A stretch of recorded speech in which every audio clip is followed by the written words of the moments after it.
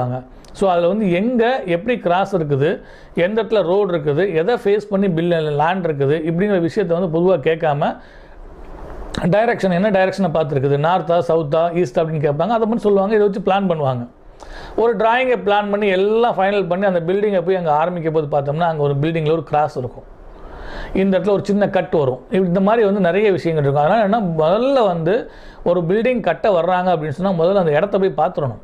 இடத்த பார்த்துட்டு டிஜிட்டலில் சர்வே பண்ணணும். நம்ம அவங்க கொடுத்த மெஷர்மெண்ட் வந்து அங்கே கரெக்டாக இருக்குதா, கம்மியாக இருக்குதா, இல்லை ஜாஸ்தி இருக்கா, கிராஸாக இருக்குதா, அதை மெஷர் பண்ணி அதை கிளியர் டிராயிங் பண்ணதுக்கு அப்புறம் தான் நம்ம நெக்ஸ்ட் ஸ்டெப் வந்து நம்ம வந்து பில்டிங் கன்ஸ்ட்ரக்ஷன் பண்ண ஆரம்பிக்கணும்.